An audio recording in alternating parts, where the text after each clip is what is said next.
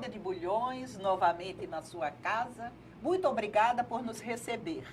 O programa Gente da Gente hoje apresenta um convidado espetacular, porque onde tem cultura, o Gente da Gente está presente.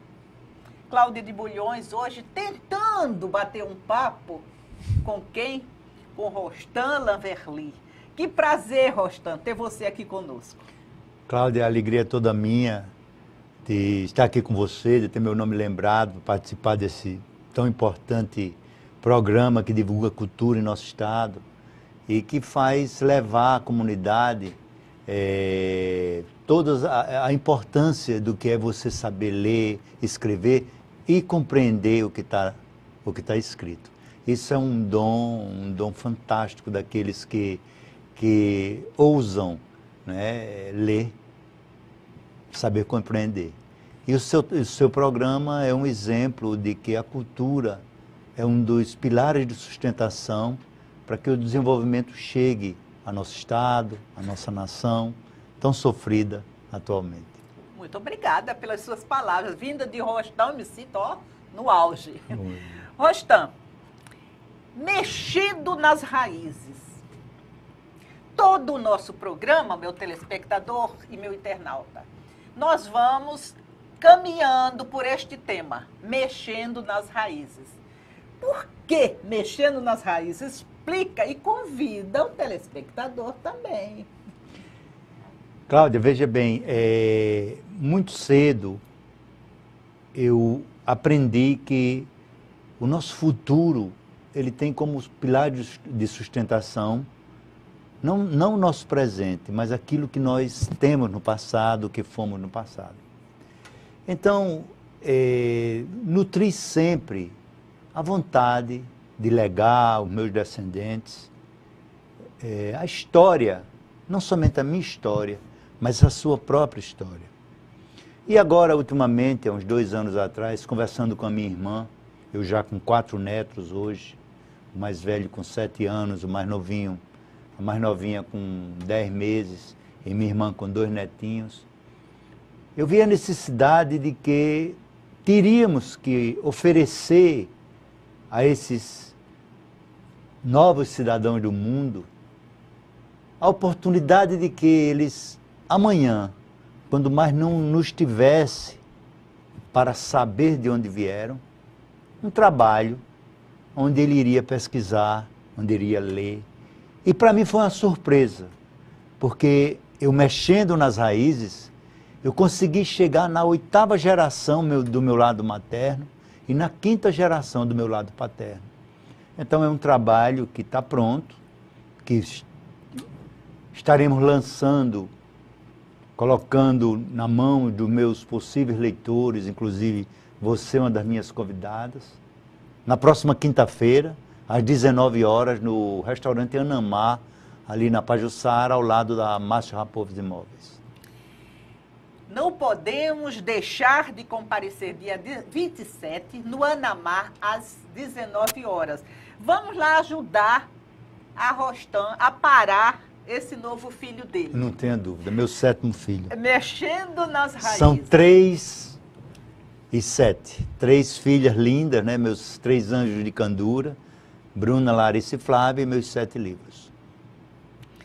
Que coisa interessante. Você, quantos filhos tem? 3 meninas. Ah, 3 meninas, tá. Não, mas eu quero caminhar pelo mexendo as raízes, porque eu conheço um pouco das suas raízes. Uhum. Eu morei com o vovô Crisanto Carvalho, naquela casa na Praça Gonçalves Ledo, onde tem hoje os prédios. E ali eu tive a honra e o prazer de conhecer o seu avô, as suas tias, o seu tio. Uma coisa, o doutor Procópio era assim, eu devia ter uns 4 ou 5 anos, era assim uma figura para nós, uma figura mitológica. Imagina para você. Não tenho dúvida. Quem era o seu avô? Veja bem, se por um lado, pelo lado materno, eu fui extremamente feliz, porque eu convivi com meu avô, Francisco, até já universitário. Com meu avô Procópio, eu eu convivi, eu tinha 2 anos de idade quando ele faleceu. Seu avô era advogado? Meu avô era advogado, mas meu avô tem uma história lindíssima. Meu avô, um homem que nasceu no século XIX, no final do século XIX, colou grau em Direito em Recife, no início do século XX, no 1913, voltou para Maceió e foi ser juiz de direito. Juiz de direito. Para você ter uma ideia de que como a magistratura mudou daquela oportunidade para hoje, é que meu avô optou por seguir carreira nos Correios e Telégrafos, abrindo mão da magistratura, de ser um juiz. E estudando a vida do meu avô, eu detectei uma coisa muito interessante, porque meu avô, ele nomeado que foi em uma das comarcas do interior de Alagoas, à época, no início do século XX, e houveram alguns problemas tão característicos da época, lutas entre famílias, disputas políticas. E aí chegou um novo juiz para auxiliá-lo, era justamente o juiz de fora. O juiz de fora era um elemento, isso tudo está registrado em meu livro, é um elemento que vem da época do Império, do Dom Pedro II, né? E entrou ainda pela República, no início da República. O juiz de fora era um homem de fora do Estado, que era indicado no caso da época do meu avô, pelo presidente Marechal Floriano Peixoto, Euclides da Cunha e tal, os 3 primeiros presidentes da República, mas a época ainda do imperador, ele nomeava o juiz de fora e o juiz de fora viria resolver aquele embate. Então esse nome, hoje não existe mais a figura do juiz de fora, mas ela é perpetuada numa cidade mineira que chama-se Juiz de Fora. Olha que coisa interessante, aí a gente agora aprendeu porque é Juiz de Fora. Exatamente. Né? Então são coisas, quer dizer, nesse livro, Mexendo das Raízes, eu vou buscando não somente as minhas origens, mas citando detalhes como esses que fizeram história. Que fizeram história. Interessantíssimo. E Dona Bebé? Ave Maria. Tô lembrando tudo a ele. Vovó Está Bebé, presente Maria no livro. Isabel. A vovó Bebé era uma figura elétrica, não é? Em cima dos seus 1,55 m Era de baixinho, altura. eu me lembro. Uma figura elétrica. Eu tenho excelentes recordações da minha avó, né?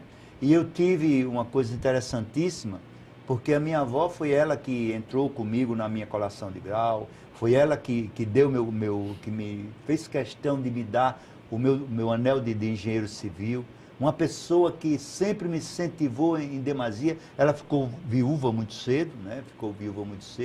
Ela mudou para o Rio de Janeiro para residir por um determinado período com a minha tia Euda Talma, casada com Mário Batinga, e depois voltou para Maceió e foi residir com tia Leônia Seres e Geraldo Mota. Mas uma figura marcante pelos seus posicionamentos, uma figura que sempre foi uma apaixonada pela família, né?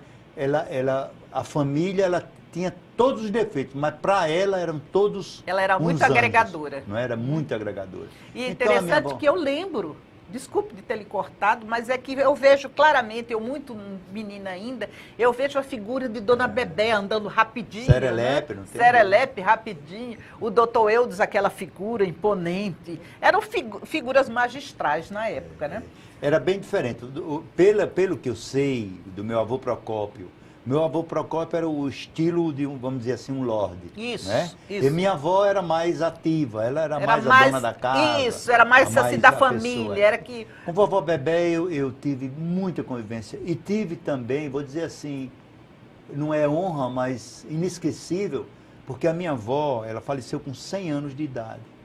Ela faleceu, mas ela praticamente os últimos 6, 7 anos, ela ficou deitada porque ela quebrou o quadril e ela ficou sofrendo muito. E naquele dia eu já, professor universitário, meus pais não estavam em Maceió, minha tia Leônia extremamente atarefada e com ela, porque ela morava, minha tia Euda não morava aqui, tio Elion em Recife. E minha mãe sempre dizia, meu filho, sempre vá lá. E minha avó foi para o Pronto-Socorro, à época, que é ao lado da TV Gazeta. E naquela noite eu recordo bem que eu cheguei por volta de 19 horas e vovó Bebé estava deitadinha lá na cama calada, que ela já estava bem caladinha. E tia Leônia, depois de conversar um pouco comigo, disse, meu filho, eu vou em casa tomar café, você fique com ela, que eu daqui 1 hora eu volto. E eu, vamos dizer assim, eu rendi tia Leônia. E minha avó faleceu justamente quando eu estava com ela. Né? Quer dizer, Nossa. Então, quis o destino que aquela pessoa que foi tão marcante em minha vida, ela desse o último suspiro ao meu lado, né? Muito E marcante. é uma coisa, né? É uma coisa muito impressionante e uma pessoa inesquecível. Tanto assim que eu, que não tinha tanto convívio, É lembro verdade. claramente. Eu também fiz aula de reforço com a Eudes. E aí, Né? Era uma família altamente intelectual, não é? Era, não é. E como é essa responsabilidade para você, como é que ficou em cima de você essa responsabilidade da intelectualidade vinda desde o doutor Procópio, de não sei de quê? veja bem, essas coisas não se sabe explicar. Não se sabe explicar, né? Minha tia, falando em intelectualidade, eu acho que os expoentes da intelectualidade da minha família foi minha tia Leônia Seres, uma pessoa que conseguiu, por mérito próprio, publicar dezenas de livros, né? Por muito, muito tempo. Os trabalhos de tia Leônia eram os trabalhos recomendados para o vestibular da Universidade Federal de Alagoas, que todos os alunos alagoanos, todos os profissionais, que hoje são os profissionais que administram a nossa terra, tiveram que estudar os livros de tia Leônia para fazer prova de português. E tia Leônia era uma pessoa que Academia Alagoana de Letras, Instituto Histórico, e ela era academias, muito calma, né? sempre extremamente calma. Você Tia vê como Leônia eu lembro agora. Tem coisas exuberantes. Tio Eudes Jarbas, uma pessoa, também era um outro poeta, né? Um outro poeta, mais de verso, mais de trabalhos, mais de contos, menos de escrita. Tia Leônia era mais de romances, né? E eu, como assim dizendo, eu não sei como eu cheguei, né? Sempre fui muito incentivado por minha mãe. Mas eu vou lhe dizer, vou lhe segredar uma coisa. Eu me recordo bem, eu era aluno do Colégio Marista de Maceió, eu devia ter por volta de 10, 12 anos de idade, quando num daqueles bimestres eu obtive nota 2. Nota 2 em português. E aí meu pai disse, meu filho, o seu castigo é, até você recuperar esta nota, você vai ter que escrever uma redação, me deu o caderno, diariamente, e me dá para eu ler, e eu vou ter que rubricar essa sua redação. Quer dizer, o que eu fraquejei mesmo, né, nesse português foi justamente na escrita da redação. E eu passei esses 2, 3 meses escrevendo redação, criando assuntos. Então, daí que eu acostumei a escrever. E nunca mais parei de escrever. Nunca mais parei de escrever. Interessante. Né? Nunca mais parei de escrever. O que foi, na certa, um castigo virou uma descoberta. Exatamente. Não tenho dúvida. Lhe digo, a grande incentivadora da minha vida foi sempre minha mãe. Sempre de olhar, de dizer, olha, tá direito, faça assim, faça assado. Né? A minha mãe, eu me lembro bem, eu menino pequeno, ela me colocou no conservatório do seu Jaci, da professora Venúzia Barros. E ali eu aprendi a recitar, aprendi a declamar, aprendi um pouco de piano, né?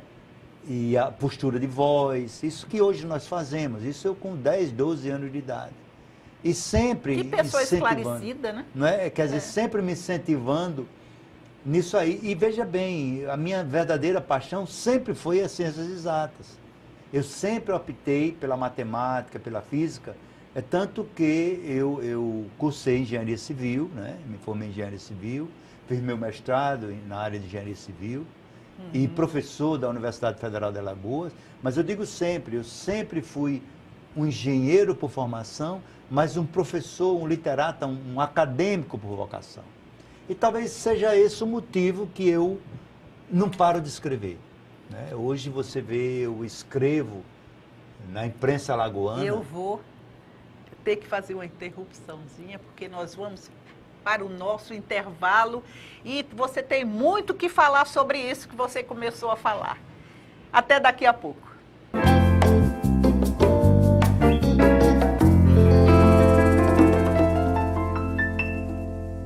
Voltando na sua casa, num bate-papo fenomenal com Alberto Rostan Leverly, que a gente está caminhando, mexendo mexendo nas raízes de Rostan, até chegar um pouco na minha infância, né? Porque eu lembrei da sua família. Mas Rostan Leverly é um engenheiro. E eu tenho muita curiosidade de saber a sua vida profissional. Você tem muita coisa aqui. Agora, o que me interessa mais, desculpe dizer, é a sua estada em Berlim e sua estada também em Ottawa. Veja bem, nada ocorre por acaso. Nada ocorre por acaso, né? Eu sempre almejei ler, sempre almejei estudar, sempre almejei, vamos dizer assim, conhecer um pouco mais. E aí, isso, para você ter uma ideia, com 16 anos de idade, eu comecei a ensinar. Eu era, na realidade, com 14 anos de idade, eu ensinava no noturno do Colégio Marista. Os irmãos, eu era, vamos dizer, naquele tempo, primeiro, segundo científico, e o irmão me colocava para ensinar no primário. E eu, isso com 14 anos de idade. Com 16 anos de idade, eu fui ensinar inglês. Mas, nas primeiras culturas que existiam aqui, foi quando eu tive a oportunidade de concluir o curso de científico, segundo grau, na cidade de Austin, de Whittier, na Califórnia. Lá eu concluí o segundo grau, voltei e prestei vestibular para engenharia civil, mas sempre de olho, né, cursando engenharia civil. Voltei a estudar no exterior, na Universidade do Texas, em Austin, e voltei para concluir o curso. E aí, sim, é que eu fui para o meu mestrado, com pouco mais de 22 anos de idade, para Canadá, para Ottawa. Né? E ali era outro mundo, outra terra, mas eu sempre, Cláudia, de olho na minha terra. Sempre de olho na minha terra, no meu Maceió. Né? Naquela época, hoje você está no exterior, você está online aqui, você está fazendo. Naquela época, telefone, eu fui online. como se eu tivesse ido, vamos dizer assim, não sei nem dizer que era para a Lua, porque na Lua você também está vendo online. Eu fui para outra terra que eu não via meus parentes, eu não sabia nada dos meus parentes. A ordem era tão difícil chegar lá, que se por acaso houvesse um falecimento, não adiantava eu voltar, porque eu não iria mais encontrar o enterro, né? Mas ali eu me aperfeiçoei em transportes. Isso na Universidade de Ottawa, no Canadá, né? E foi um período muito interessante na minha vida. Eu convivi com outra sociedade, com outro modo de pensar. Eu vi o calor humano do brasileiro.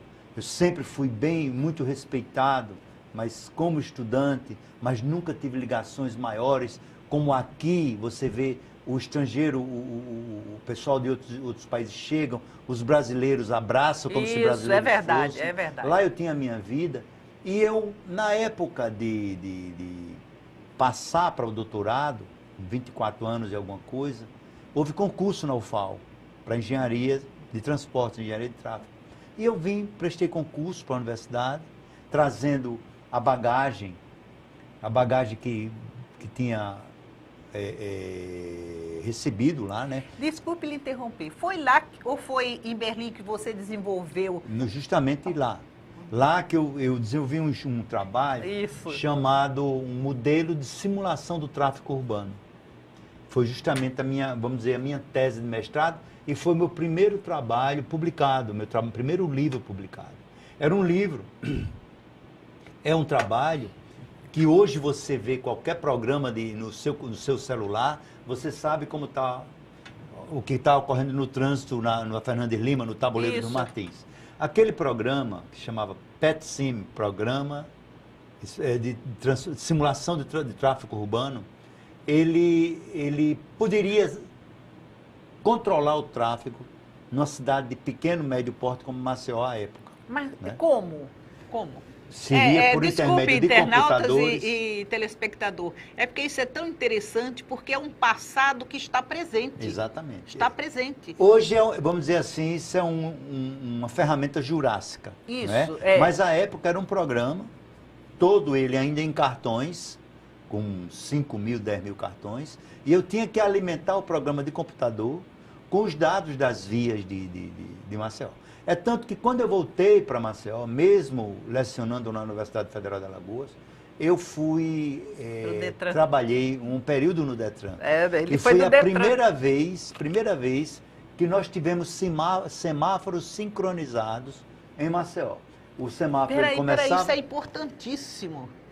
Importantíssimo, Rostolã Berlim. Então foi você um dos... Bom, ninguém faz nada sozinho. Isso. Né? Eu falei Lógico, um dos. Eu tinha o modelo, sim, mas tinha comigo pessoas fantásticas, como os engenheiros do Detran, como todo. Eu não vou citar, porque faz tanto tempo, de repente eu esqueço alguns.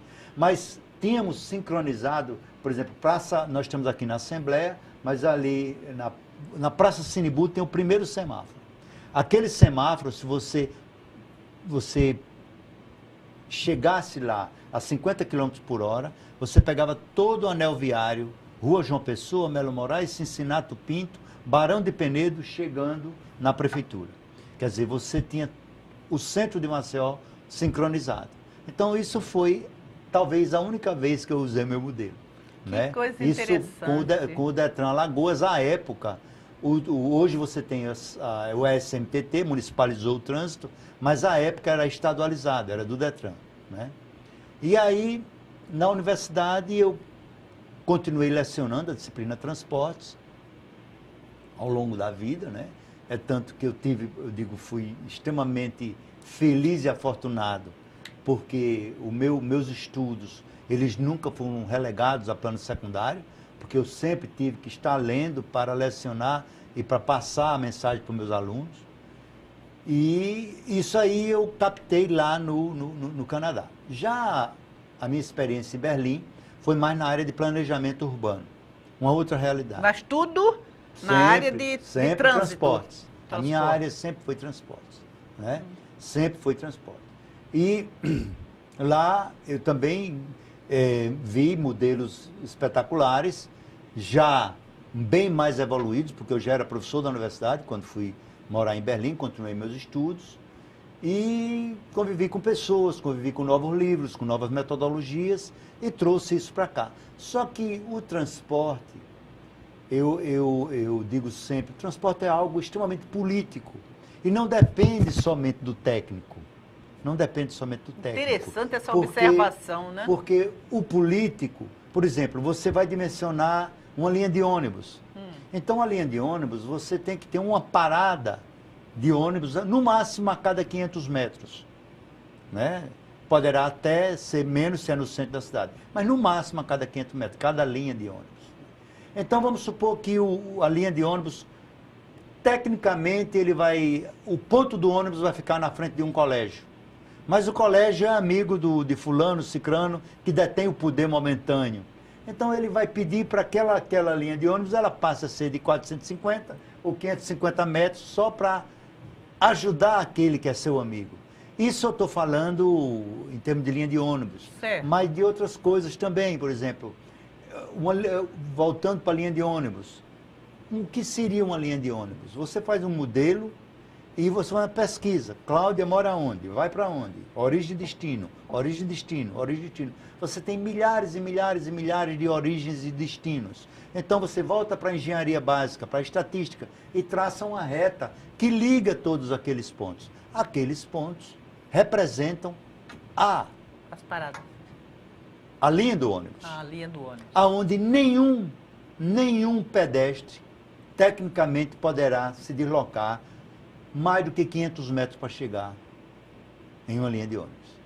Em um ponto de ônibus. Olha, né? Como está sendo esclarecedora, porque eu nunca tive uma informação sobre essa, transportes é uma ciência. É uma ciência. Eu digo sempre, a partir do momento em que transportes e tráfego, e o trânsito está no meio, né? O pedestre, a movimentação veicular, ele for considerado como uma ciência e não como uma ferramenta política, ele vai claramente melhorar a situação, não somente de Maceió, mas das comunidades da nossa terra. Eu não tenho essa esperança de ser apenas transporte.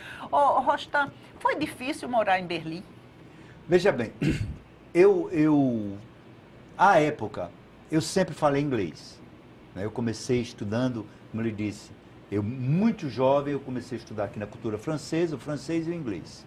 Mas o inglês eu me aperfeiçoei mais, até porque comecei a ensinar muito cedo. Mas quando eu fui morar em Berlim, eu falava inglês, porque eu já tinha vivido na França, no Canadá, que não deixa de ser uma França, e a minha cidade, Ottawa, como chama Ottawa, ele é uma... Você chega em Toronto, é só inglês. Chega em Quebec, é somente francês. Mas Ottawa é inglês-francês. Então eu tinha, por obrigação, que praticar as duas línguas. Né? Eu tinha aulas que eram em inglês, eu tinha aulas que eram em francês. Mas na Alemanha, eu ainda cheguei numa época, eu vivi na Alemanha no ano que derrubaram o muro. O muro. E o meu alojamento, a minha casa, ela ficava no parque, no lado de cá do parque, que o outro lado era o muro. E eu sempre fui um corredor quanto mais. História bonita. Eu sempre gostei de correr muito. Você vê, hoje de manhã, 4 horas da manhã, 4h30, eu estava na praia correndo. Amanhã estarei de novo. E eu, lá na Alemanha, também saía todos os dias em Berlim e eu corria ao longo do muro, que hoje não é mais, é só história, né? Mas o que era que eu tinha maior dificuldade? Que eles não falavam inglês. Eles falavam alemão. Sim. Então o meu mundo se restringia ao local onde eu estudava, que era inglês. As minhas aulas eram em inglês. Minhas aulas eram em inglês. Hoje, todo alemão, todo berlinense, ele fala inglês fluentemente. Que dificuldade morar num país que então essa foi a grande dificuldade que eu tive. Era uma coisa, por exemplo, para eu me deslocar de metrô, eu tinha que ir porque eu queria falar. Quando eu me deparava com pessoas bem mais jovens, eles já estavam aprendendo inglês. Mas pessoas de 35 anos, 40, eles que ainda eram remanescentes da Guerra Fria, eles não falavam inglês. Né? E ainda eu vivi aquela parte, por exemplo, eu entrei em Berlim Oriental umas 3 vezes. Para entrar em Berlim Oriental, eu tinha que ter autorização, então ele marcava para eu comparecer no Checkpoint Charlie, uma entrada que existia e ainda existe como ponto turístico, tal dia, tal hora, e eu tinha que dizer o que é que eu ia fazer, com quem eu ia, o dinheiro que eu levava, né? E eu passava para, vamos dizer assim, 50 anos de atraso, as paredes cheias de bala, o metrô não existia, os carros aqueles tipo Lada, que houve uma época, aqui os carros russos, tudo bem deteriorado mesmo. Então era 2 realidades. Mas foi uma época muito proveitosa para mim, porque... Que experiência, né? Solidificou, exatamente. E outra coisa, você ter estado lá na época que derrubaram o muro de Berlim. Isso foi naquele histórico. Ano, Isso aí é realmente... são raízes, né? Mexendo nas raízes. Não tenho dúvida. Vamos para o nosso intervalo, porque olha, falar com o Rostam é aprender história, mexendo nas raízes. Até já.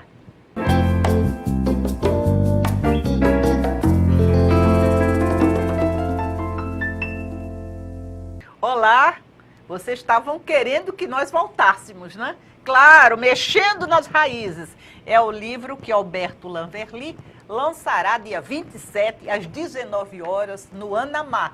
Ninguém pode perder, porque é a história da saga da família de Alberto Lanverly, que todos nós conhecemos como Rostam Lanverly. Rostam, eu passo para você a revista cultural Gente da Gente, viu? Que é uma revista que nós editamos. Esta é o número 2. Já estamos providenciando a número 3. Você que quer escrever na número 3, entre em contato conosco pelo Facebook. Esta é sua, viu? Cláudia, muito obrigado. Você é conhecida, é tida e a vida aqui na nossa Lagoas como uma locomotiva cultural. Né? Que bom.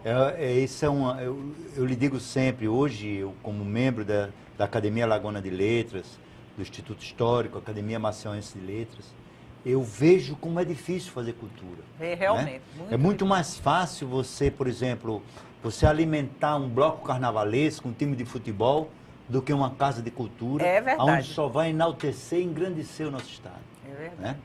Eu não sei se você está sabendo, por exemplo, agora na Quinta-feira Santa, os bandidos entraram na Academia Alagoana de Letras e levaram.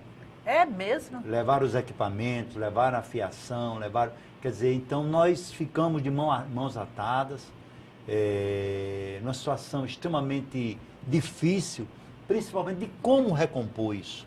É verdade. Né? Então, um trabalho como esse, você vê um trabalho bem feito, vê-se o coração em cada página, isso não é de graça. Não. Isso é extremamente oneroso e um esforço muito grande. Aqui tem meu esforço de Cremildo e de Tereza, minha irmã. Cremildo Oliveira e Tereza, minha irmã. Que são incentivadores da cultura. Só tenho a parabenizar pessoas como você, alimentam a chama da cultura no nosso estado. Muito obrigada. Agora, eu quero também lhe oferecer o nosso livro. É um livro muito simples, porque eu sou psicóloga também. Aí eu escrevo sobre o mal de Alzheimer, explicando como que ocorre, de uma maneira bem simplória, porque às vezes as pessoas vão saber o que é mal de Alzheimer, mas não entendem porque é tão complicado. E eu acho que qualquer coisa na vida, eu costumo dizer assim, a minha maior alegria é de ser ignorante, né? Porque eu entendo o que faço, aí eu procuro fazer da melhor forma possível, mas quando sai do meu espectro de conhecimento, eu tenho que aprender, tenho que estudar. Sim. Então, graças a Deus, eu nunca me deparei com uma situação mais próxima a mim, que eu precisasse compreender. Mas é sempre bom nós termos uma ferramenta, e isso com certeza será uma ferramenta inteiramente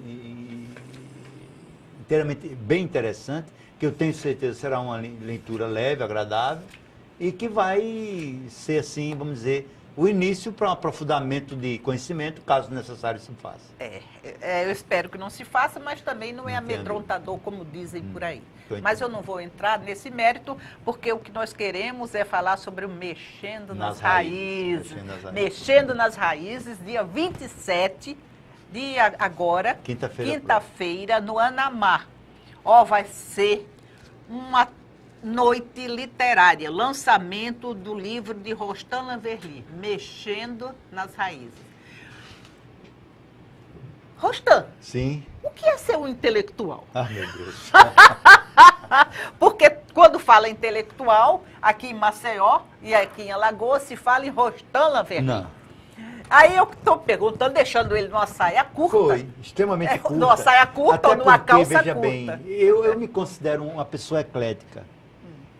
Você vai para a praia às 5 horas da manhã e me vê correndo 10 quilômetros. É você e meu amigo Claudemiro Avelino. Exatamente, o Claudemiro é um maratonista, né?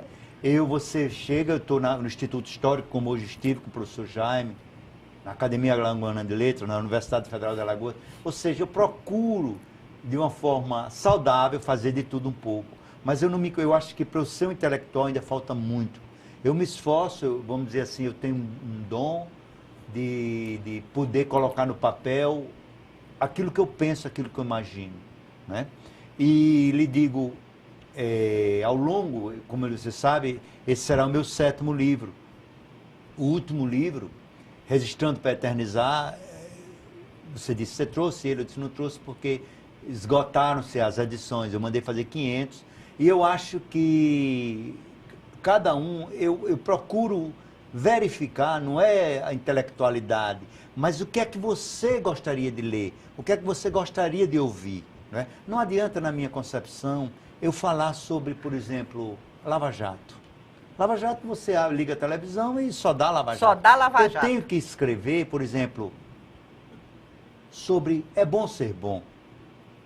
É Bom Ser Bom, como o artigo o ensaio que eu fiz a semana passada, que tem como peça principal aquele que será a figura que é o apresentador do meu livro, Milton Enio de Gouveia. Que maravilha. Né? Um homem que ensina que você não deve comprar flores, mas sim cultivar um jardim. Um homem que tem uma palavra positiva, uma palavra de carinho, uma palavra e que sempre, graças a Deus, né, se recuperou. Não tenha dúvida. Então, por exemplo, esse meu lançamento, e eu sou ungido, viu? porque eu sempre... Ungido é ótimo. Ungido porque, veja, o apresentador é Milton Enio. É O último foi o Ronald Mendonça, que eu considero um dos grandes articulistas da nossa terra. O anterior, Diógenes Tenório. Oh. O outro, Douglas Só papa. Aprato. Antes, Carlos Melo. Mas, olha, Rostão, desculpa eu lhe dizer, mas é uma honra apresentar o seu livro. Oh, meu Deus. Porque, olha, você abre a tribuna, tem artigo do Rostão. Você abre a Gazeta, tem artigo do Rostão, quase não sabe. Você vai para a Tribuna Independente, tem. O jornal tinha. Então... realmente fazem... Em que tempo você escreve tanto, meu Deus. Rostão? Olha, eu costumo dizer que escrever... Por exemplo, eu vejo a lua. A lua, a imagem, a figura, ela vem meu cérebro. Eu me sento, em meia hora eu escrevo. 40 minutos, no máximo, está pronto. Está pronto. E aí, lógico, eu tenho que burilar. Eu tenho que tirar as vírgulas, colocar vírgula, eu tenho que tirar o excesso de quê, eu tenho que corrigir algumas coisas, né? Mas o texto, ele fica pronto, ele não resta 60 minutos para eu fazer um texto. Amém. É ungido mesmo. Eu lhe digo mais, nunca eu consegui fazer um trabalho triste. Sempre feliz, com o coração aberto e saudável. Talvez por isso que eu procuro passar sempre no que eu escrevo uma característica minha, mensagem de otimismo. Rostão, você por um acaso, porque são tantos que eu estou fazendo também uma pergunta que não sei se ele vai responder. Qual o artigo que você escreveu que você mais gostou? Eu já disse que era difícil para você saber. Bem difícil, bem difícil. Talvez, um que veio à mente, quando você lembra, escrever. O texto era escrever. Onde eu deixo bem claro que eu escrevo não na expectativa de que alguém venha ler o que eu escrevo, mas por respeito a todos aqueles que, porventura, venham a ler os meus escritos. Isso resume bem o meu texto. Escrever. É um texto que eu fiz há algum tempo atrás. E lhe digo mais, são 2 décadas que semanalmente eu tenho um trabalho. Semanalmente eu tenho um trabalho no Jornal de Alagoas de Maceió. São 20 anos, toda segunda-feira eu encaminho e na quarta, quinta-feira está sendo publicado. Você mesmo escreve, você mesmo faz sua revisão, né? Veja bem, eu faço tudo isso, esse pano, mas como eu tenho diversas outras atividades, eu tenho um grande colaborador comigo, que para mim é uma honra, quem herda não furta. Você me falou que eu tenho a minha tia Leônia, meu tio Eudes, mas a grande mentora da minha, vamos dizer assim, da minha intelectualidade seria minha mãe, né? Sim. E minha mãe hoje, que em determinado momento da vida, ela ocupou cargos de destaque nesse estado, mas hoje minha mãe é como se fosse a minha secretária, né? Tudo que eu escrevo, antes de eu colocar, de perder o controle sobre o que eu escrevo, porque você só é possuidor enquanto está sob sua custódia, quando você divulga, é seu e do público, passa por ela. Né? E quem é ela? Marlene Lanverly. Marlene Lanverly. Um abraço, Marlene. Minha mãe Então, eu passo para ela, tenho a plena confiança de que eu posso, aquela hora que eu passei escrevendo, eu passo, vamos dizer, mais meia hora dando uma ajeitada e tenho a confiança de que ela vai me devolver pronto para ir para, vamos dizer, para os meus leitores. No dia que eu não mais a tiver, eu vou ter que me esforçar mais. Mas o legado que ela me deixou, que ela está me deixando, é fantástico e eu tenho certeza que eu saberei honrar. Eu acho que não existe alagoano acima de 40 anos, né, que não conheça Marlene Lanverly. É uma senhora altamente intelectual que durante muitos anos trabalhou em palácio, né? Da Casa Civil. Tem uma cultura, ela é chefe da Casa Civil, uma cultura muito grande e que hoje a cultura dela está só direcionada para o filho. Não é? Entendo, e eu acho interessantíssimo, porque isso a mantém viva. Isso. Né? Viva, ela tem compromissos. Ela tem compromissos. Por exemplo, estamos lançando esse 7º livro, mas eu estou com 3 prontos, que são as histórias que eu conto a meus netos, a história que eu contei, e já quero ver se na Bienal eu coloco e tenho mais 2 já sendo preparados. Meu amigo, quantas academias de letras e institutos históricos você pertence? Veja bem, eu acho que a mais diz que a primeira você nunca esquece, né? A primeira você nunca esquece. Então, talvez a mais importante, de repente, não a mais pomposa, mas a mais importante para mim, a Academia Maçonense de Letras. Eu fui levado para a Academia Maçonense de Letras por Maria José Palmeira, né? E fui acolhido por Jucá Santos. Jucá Santos é um anjo, um homem fantástico. Talvez, eu digo sempre... É o maior ícone cultural. Não tenho dúvida. Ele é presidente da Academia Maçonense de Letras pelo mesmo período que eu estou na Terra. Ou seja, ele começou a ser presidente no ano que eu nasci. Por aí você tira, né? Então, primeiro fui para a Academia Maçonense de Letras, depois eu postulei a vaga no Instituto Histórico e Geográfico de Alagoas e consegui essa vaga, né? Eu ocupo uma cadeira lá. Mais recentemente, há 4 anos atrás, a Academia Alagoana de Letras. Também. Hoje eu sou vice-presidente da Academia Alagoana de Letras. E também eu pertenço à ACALA, né? Que é a Academia Letras e Arte de Arapiraca. Sou sócio benemérito do Instituto Histórico e Geográfico do Rio Grande do Norte. Né? E... eu acho que já tem um tempinho, já tem muita academia por aí para você se dedicar. Para você dar conta. Dar conta, fora os seus inscritos. Não né? tenha dúvida. E minha vida profissional, né? Porque você sabe mais do que ninguém que literatura não enche estômago. Gente, caminhar com Rostam em mexendo nas raízes, mexe nas raízes de Alagoas todas. Porque ele escreve nos livros, ele pertence à Academia de Letras e, acima de tudo, eu diria acima de tudo, é um professor da UFAL. Da Universidade Federal de Alagoas. Universidade Federal de Alagoas. Daqui a pouco nós voltamos para conhecer agora as obras literárias, os livros, o que é que ele vai lançar, o que ele já lançou e está lançando. Daqui a pouco voltamos com Rostam Lanverly.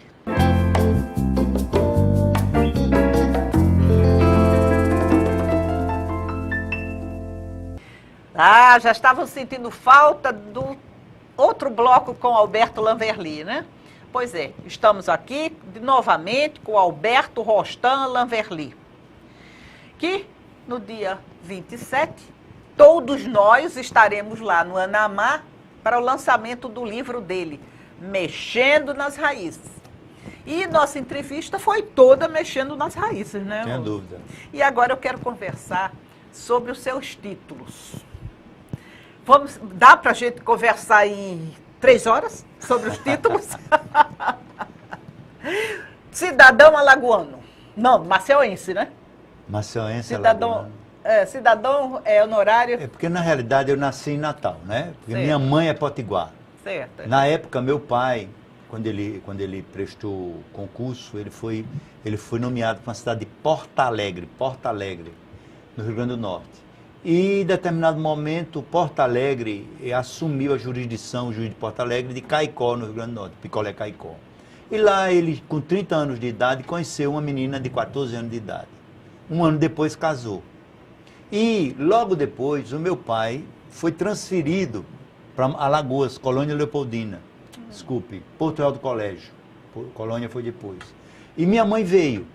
Minha mãe veio com ele, ela com 15 anos de idade, praticamente quem criou minha mãe foi a vovó Bebé e vovô Procópio, né? E aí eu nasci 4 anos depois, quando ela tinha 20 anos de idade. Então, eu praticamente só nasci, quando ela ficou grávida, foi para a casa dos pais, para eu só nascer lá. E passei lá algum tempo e voltei para Maceió. E aqui eu vivi toda a minha vida, ou no interior, acompanhando meu pai, ou interno no Colégio Marista. No Colégio Marista. E até que eu passei a ser cidadão maceuense e logo depois cidadão alagoano. É muito bom a gente ter Rostam E ele não quer falar nos outros títulos, não, porque eu acho que você nem lembra que você tem título da França, você tem título da Academia Maceiense, você é dono de uma cadeira, você é patrono, né? Patrono de uma cadeira, isso é uma coisa impressionante. Olha, pela lei não pode, hein? Eu acho que eu sou o único patrono de cadeira vivo no mundo. E pela lei não pode. Realmente sou. Inclusive, foi uma surpresa, porque uma jovem me ligou, uma senhora, disse, olha, o senhor é o professor Alberto Rochão? Eu disse, sou. Eu disse, é porque eu vou tomar posse na cadeira tal da Academia Maceiense de Letras. Eu digo, tá, eu queria que o senhor fosse. Eu digo, quando é? Porque o senhor é o patrono. Eu disse, eu sou o patrono. Então, realmente a academia do Jucá. Criou uma cadeira cujo patrono sou eu. Isso é uma honra para mim. Né? Isso é uma honra. Mas tudo isso, sabe, Cláudia, eu acho que é legado para os meus netos. Né? Eu acho que nós devemos ser o que somos. Ser o que somos. Eu procuro ser aquela pessoa mais vinculada à minha família, com o meu povo, com aqueles com os quais eu convivo. E todos esses títulos, eles são, vamos dizer assim, medalhas de guerra, medalha da vida, e que serão, no futuro, eu guardo todos. Sim. Todas as comendas que eu recebi, tem algumas aí. Mas isso os meus netos um dia haverão de mencionar e de comentar. É isso aí. Então, vamos para os seus livros. Pois não. Aqui tem o seu primeiro livro? Tem meu primeiro livro. Eu estou aqui, veja bem. Como eu lhe Qual disse, Para Sempre Lembrar. Para Sempre Lembrar. Alberto Rostan Vanderlei. Para Sempre Lembrar. Esse livro fala sobre o quê, Rostan? Veja bem, isso aí são episódios da minha infância, da minha juventude, na Maceió daquela época, do Parque Gonçalves Ledo, porque eu morei na Rua Comendador Palmeira 380, que é justamente em frente à casa, o casarão, que era seu casarão, né? Que a época que eu cresci já era um casarão fechado, que hoje é um prédio, mas ali eu brinquei muito naquela Praça Gonçalves Ledo, né? Quantas vezes eu passei pelo Instituto Histórico, vendo aqueles canhões, me admirando com os canhões, contando a história. Por exemplo, eu tive um professor chamado Vilas Boas, no Colégio Marista, que o professor Vilas Boas, ele mandava, ele dizia, vocês vão para a Rua do Comércio. Cada um de vocês vai escolher o nome de 10 ruas e eu quero que você, na próxima aula, me diga quem são esses homens. Menino, não para eu saber quem era João Pessoa, quem era Barão de Penedo, Barão, Comendador Leão, tal. Então era um trabalho de pesquisa, tudo isso está relatado para sempre lembrar. Né? O outro livro? Momentos da Vida. Momentos da Vida. Momentos da Vida. E esse é sobre o quê? Esse daí são momentos que eu tive, porque, por exemplo, uma coisa muito interessante é que quando meus avós faleceram, quando meus avós maternos faleceram, as 8 irmãs de minha mãe mais 7, resolveram sempre se reunirem. E esse clã, que chama-se Clã Chiquinho e Brasinha, porque Chiquinho Francisco, Bazinha Márcia, meus avós, eles passaram a sistematicamente, pelo menos uma vez no ano, se reunirem. E aí tem episódios interessantes que retratam toda essa nossa experiência. Né? E o outro? Esse foi o meu terceiro livro, a história do meu avô, talvez um mentor da minha caminhada, um homem rude que morreu. Esse é o pai da Marlene. Pai da minha mãe, um homem rude, morreu com 63 anos de idade, mas que era um sabedor da vida, um construtor, um aprendiz da escola da vida e que muito me legou, muito legou. Então esse talvez tenha sido o primeiro trabalho de pesquisa que eu tenha feito, familiarmente falando.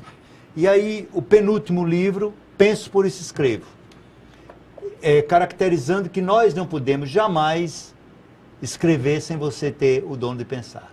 Pensar é divino, não é? Então, você pensa, você amadurece a ideia e daí para frente você coloca no papel e espera que seja aceito pela comunidade e sociedade. E o último livro... Eu vou mostrar esse livro aqui, Penso, por Isso Escrevo, dizendo que eu acho que esse é o único livro que não é saudosista. Você concorda? Porque todos os outros vêm de história de família. Veja bem, eu ultimamente, talvez, a resposta seja essa. Nos meus escritos, eu cito muito por Caicó, Sim. Caicó, porque é onde eu passei, vamos dizer, a minha infância. Porque como meu pai era juiz de direito, eu era interno, então no dezembro, julho, as férias escolares, eu ia para lá. Então eu contava muitas histórias. E são histórias que de repente não me interessam tanto. Esse último, que é Registrando para Eternizar, como esse daqui, são mais coisas do cotidiano. São mais coisas que envolvem a sociedade alagoana, que envolvem a sociedade, o mundo que nós vivemos. Não deixa aí de eu também falar sobre, por exemplo, o impeachment. São coisas que movimentam a atualidade, a época escrita. Agora... É o que eu digo, cabeção. Agora, eu sou muito espontânea no nosso programa e é por isso que como eu conheço Alberto Lamberli, né, que nós chamamos de Rostan, é um cabeção. Agora, o Mexendo nas Raízes, é como ele disse, é uma coisa que, é uma necessidade que eu sentia de deixar um legado para que amanhã, quando eu não aqui estiver mais, ou minha irmã aqui estiver, os meus netos e os netos dos meus netos saibam de onde vieram. São 302 páginas que eu tenho certeza que vai dar muitas notícias. Por exemplo, eu sou uma pessoa, um autêntico nordestino. Sim. Lá atrás, na minha 8ª geração materna, existia os índios Caiacós. Caiacós, que o nome da cidade é Caicó hoje. E lá existia uma índia Valcácer. Os portugueses entraram no sertão e Manuel Fernandes, um português, um deles, encantou-se por Valcácer, esta índia Valcácer. A Valcácer foi batizada como Custódia. Sendo batizada como Custódia, casou com Manuel Fernandes e foi talvez a primeira pessoa da nossa família no lado do Rio Grande do Norte. E dali veio. Mas com isso também você está dizendo a origem da cidade de Caicó. Também, porque dos índios caiacóis. Isso. Então você vê, por um lado eu tenho sangue português, sangue dos índios. Pelo outro lado, o lado do meu pai. O lado do meu avô Procópio, nós falamos sobre ele, Manuel Procópio Júnior, são os caboclos de coqueiro seco, pessoa de coqueiro seco, né? Pessoa de coqueiro seco. E meu avô, ele foi estudar em Olinda, em Direito em Recife, morando em Olinda, e conheceu uma descendente de holandês, que era Maria Isabel Vanderlei. Maria Isabel Vanderlei, a minha avó. Casaram-se, né? E aí, é uma coisa interessante, eu não sei se eu falei sobre a origem do Vanderlei. Não. Os holandeses, quando aqui chegaram, os nomes holandeses, ainda hoje você tem Vanderlin, Van der Kerkhoff. Então, Vanderlin. Quando os portugueses expulsaram os holandeses do solo brasileiro, aqueles remanescentes, os Vanderlins que aqui ficaram, os que eram os filhos dos holandeses, mas tinham Vanderlin, eles modificaram, até como uma forma de camuflar o nome, eles modificaram para Vanderlei. Vanderlei com W, Vanderlei com V e Lamberli, chegando aonde eu estou. Quer dizer, então você vê, eu tenho no sangue o caboclo, né, o caboclo, o português, o índio e o holandês. Quer dizer, isso é uma característica do nordestino, então eu sou bem nordestino mesmo, né? Agora, nesse meu livro, você tem coisas interessantes, por exemplo, eu sou Dantas Fernandes no lado do Rio Grande do Norte, Francisco Dantas Fernandes, que minha mãe, Marlene Fernandes, Dantas Fernandes, depois ela perdeu Dantas, ficou Fernandes Lamberli, mas o tio-avô do meu avô era João Dantas, e foi justamente o homem que matou João Pessoa. Matou João Pessoa. E mudou a história do Brasil. Com essa morte, quer dizer, o Getúlio Vargas, à época, em 1935, perseguiu, quer dizer, disse que era um crime político, perseguiram a família Dantas, que moravam, todos que queriam estudar do Rio Grande do Norte saíam para Paraíba ou para Recife, né? E esse João Dantas, ele foi preso e foi assassinado também em Recife, mas, quer dizer, são histórias que todas as histórias estão no livro. E estão, a história de Mexendo nas Raízes está se... como é que diz? Mexendo também com a história do Brasil. Não tenho dúvida. É uma história, você conta a saga da sua vida até agora, mas também tem fatos históricos do Brasil. A minha avó ali. Bebé, Maria Isabel, ela tinha 5 irmãs e um irmão. Esse irmão, ele morava em Olinda, mas estudava Direito em Recife, que à época era uma viagem. Então, ele, ao invés de ir para a faculdade, ele começou a jogar bola no Santa Cruz. E passou a ser, ainda hoje, quando eu fiz uma visita na sede do Santa Cruz, o maior ponta esquerda, você tem retrato do Pitota nas paredes. O maior ponta esquerda que teve no início do século passado, um dos grandes ídolos do Santa Cruz Esporte Clube, de Pernambuco, Pitota, irmão de vovó Bebé, Maria Isabel. Isso eu também coloco. E outra coisa, tem algumas imagens interessantíssimas, né? Por exemplo, o baú que a minha bisavó casou e levou a roupa, está sob minha custódia, hoje é meu. O relógio que foi do meu trisavô, está na minha casa também. Né? Gente, é muita história. Tudo isso, é tudo ligado à história do Brasil, porque tipo esse relógio é uma antiguidade. Bem antiga. É um texano? É daquele redondo assim? É um 8. É um 8, né? Ele é um inglês. É um relógio né? inglês. Relógio inglês na corda, né? Quer dizer, eu tenho cuidado de mantê-lo em movimento. Então, para mim, eu acho que foi esse mais recente filho um presente, né? Sem desmerecer todos os outros, mas eu acho que esse, de repente, ele será um legado para a história, né? Para a história. Não só para os seus filhos, mas para a história também. Pode ser, não tem dúvida. Então, de uma época. Muito obrigada. Vamos ao lançamento de Mexendo nas Raízes, dia 27, no Anamar. Muito obrigada pela presença. Eu que agradeço. E até o próximo programa. Para mim foi honra e privilégio estar aqui com você e me sinto extremamente